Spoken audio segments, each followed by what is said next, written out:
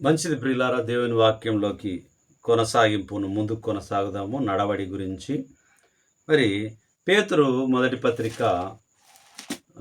4వ అధ్యాయము 3వ వచనాన్ని మనం చూద్దాము.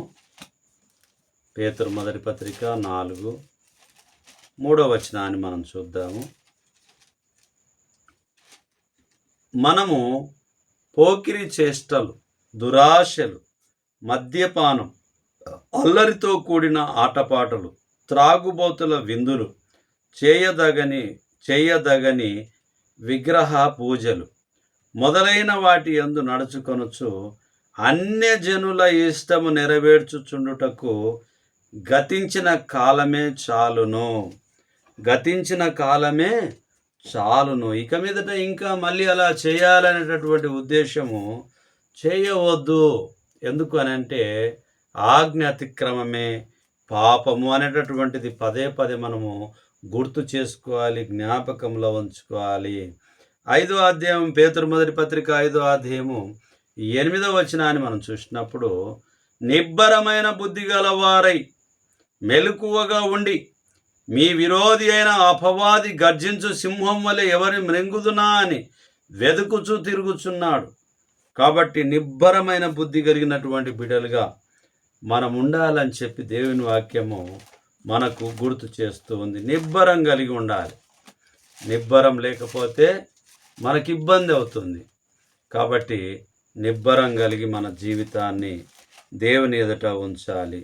రోమీలకు రాసిన పత్రిక 4వ అధ్యాయము 15వ వచనాన్ని మనం చూసినప్పుడు, ఏలయనగా ధర్మశాస్త్రము ఉగ్రతను పుట్టించును, ధర్మశాస్త్రము లేని ఎడల అతిక్రమమును లేకపోవును. ఈ హేతువు చేత ఆ వాగ్దానము యావతుత్పత్తికి అనగా ధర్మశాస్త్రము గల వారికి మాత్రము కాక అబ్రహామునకున్నట్టి విశ్వాసము గల వారికి కూడా దృఢము కావాలనని కృపను అనుసరించినదై ఉండునట్లు అది విశ్వాసమూలమైనదాయను. మరి విశ్వాసమూలమైనదిగా ఉంటూ ఉన్నది. కీర్తనలు 15వ కీర్తన 2వ చరణాన్ని మనం చూసినప్పుడు,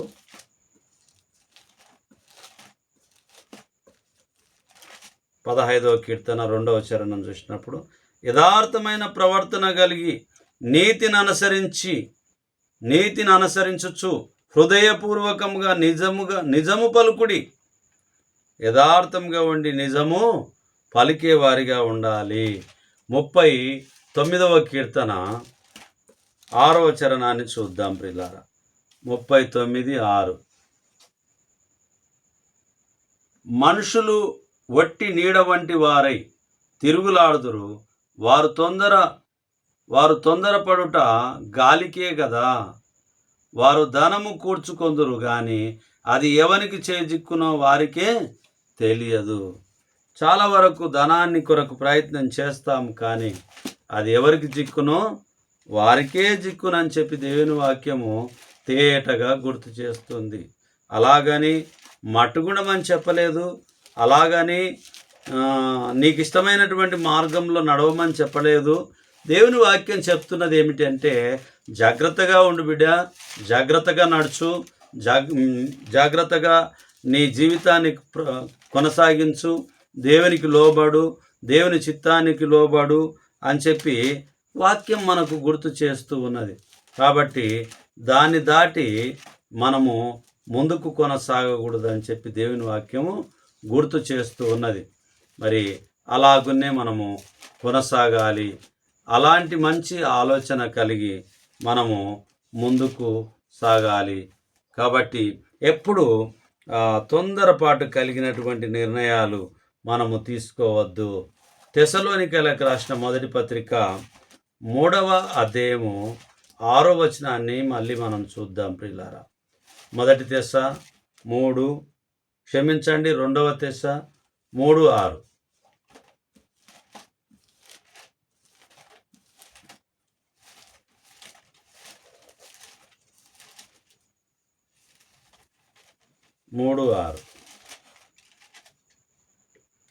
సహోదరులారా, మా వలన పొందిన బోధన ప్రకారము కాక అక్రమంగా నడుచుకొను ప్రతి సహోదరుని యొద్ద నుండి తొలగిపోవాలనని మన ప్రభు అయిన యేసుక్రీస్తు పేరట మీకు ఆజ్ఞాపించుచున్నాము. అంటే అక్రమంగా ఉంటే అక్కడ నుంచి ఏం చెప్తుంది? తొలగిపోమ్మని చెప్తూ ఉంది దేవుని వాక్యం. అక్రమము సరైనది కాదు అని చెప్పి అక్కడి నుంచి జాగ్రత్తగా ఉండాలని చెప్పి దేవుని వాక్యం గుర్తు చేస్తుంది. కాబట్టి అక్రమమైన మార్గంలో మనము నడవవద్దు అని చెప్పి గుర్తు చేస్తూ ఉన్నది. ప్రకటన గ్రంథము 2వ అధ్యాయము 1వ వచనాన్ని చూద్దాం. ప్రకటన 2:1 వచనాన్ని చూద్దాం. 2:1 వచనం. ఎఫెసులో ఉన్న సంఘపు దూతకు ఇలాగూ రాయుము, 7 నక్షత్రములు తన కుడి చేత పట్టుకొని 7 దీపస్తంభముల మధ్య సంచరించువాడు చెప్పు సంగతులేవనగా. మరి ఆయన పట్టుకున్నటువంటి ఆ నక్షత్రాలు, ఆ 7 నక్షత్రాలు, వాటి గురించి గుర్తు చేయబడుతూ ఉంటూ ఉన్నది. ఆది కాండానికి వెళ్దాం. 3వ అధ్యాయము 8వ వచనాన్ని చూసినప్పుడు, ఆది కాండము 3వ అధ్యాయము 8వ వచనాన్ని చూసినప్పుడు,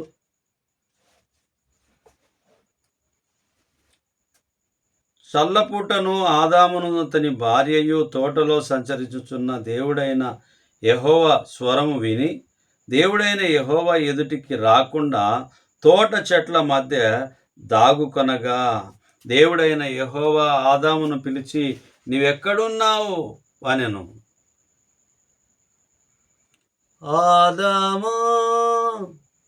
ఆదాము ఎక్కడున్నావు అని చెప్పి దేవుడు పిలుస్తూ ఉంటున్నాడు.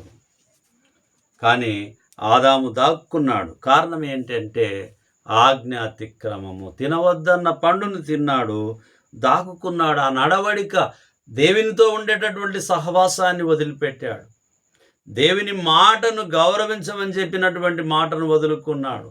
కానీ హవ్వ అయినటువంటి తన భార్య మాటను విన్నాడు, తినవద్దన్న పండును తిన్నాడు. పిలిస్తే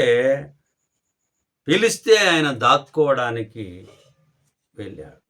అక్కడి నుంచి ప్రారంభించబడింది మానవుని పాపము. అక్కడి నుంచి ప్రారంభించబడి త్రోసివేయబడ్డది మానవుని పాపము. ఆ తర్వాత రక్షకుడైన యేసుక్రీస్తు ప్రభువారిని పంపించి మన పాపముల నిమిత్తము ఆదాము మొదలుకొని మరి నేటి వరకు ఉన్నటువంటి, భూమి ఉన్నంత వరకు ఉన్నటువంటి ప్రజలందరి కొరకు రక్షకుడైన యేసు ప్రభువారు తన స్వరక్తాన్ని ఇచ్చి సంపాదించుకున్న సంఘమై ఉంటున్నది క్రీస్తు సంఘం అనేటటువంటిది జ్ఞాపకం చేసుకోవాలి ప్రియులారా. మరి యెషయా 57వ అధ్యాయము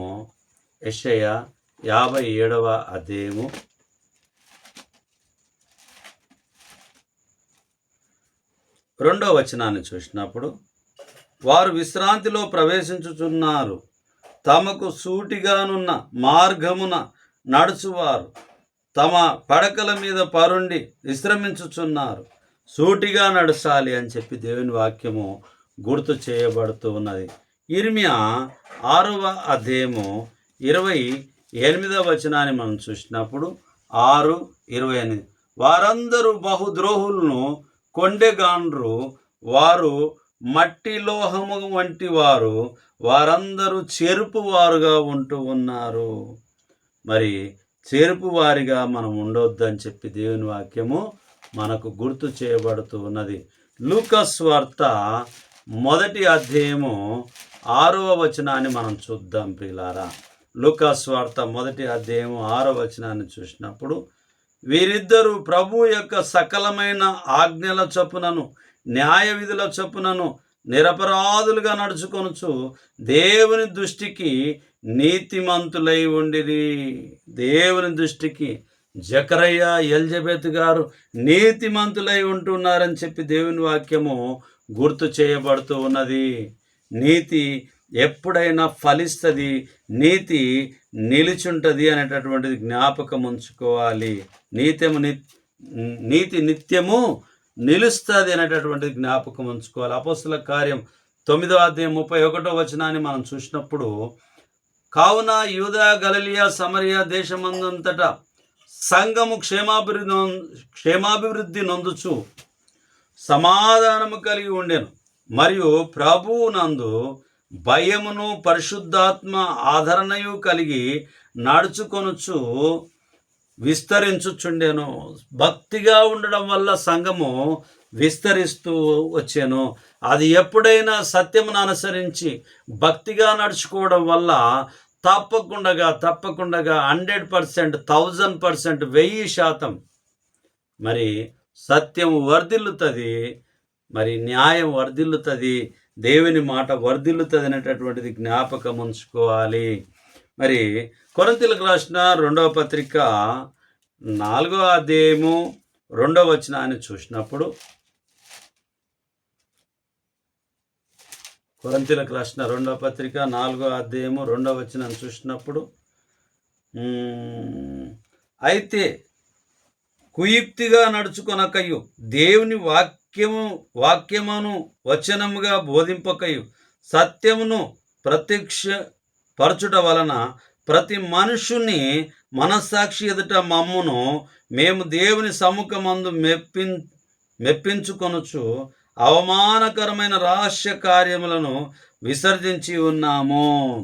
అవమానమైనటువంటి రహస్య కార్యాలను మేము ఏం చేస్తున్నా అంటున్నాడు, విసర్జించుకొనుచున్నాము. కాబట్టి మనం కూడా మన జీవితంలో ఉన్నటువంటి రహస్య కార్యాలను మనం ఏం చేయాలి, విసర్జించుకునేటటువంటి వారిగా, తీసివేసుకునేటటువంటి వారిగా, మంచి నడవడిక నడిచేటటువంటి వారిగా ఉండాలని చెప్పి దేవుని వాక్యం తెలియపరుస్తుంది. యూదాపత్రిక 16వ వచనాన్ని చూద్దాం. వారు తమ దురాశల చొప్పున నడుచుచు లాభము నిమిత్తము మనుషులను కొనియాడుచు సనుగు వారును తమ గతిని గురించి నిందించు వారినై ఉన్నారు.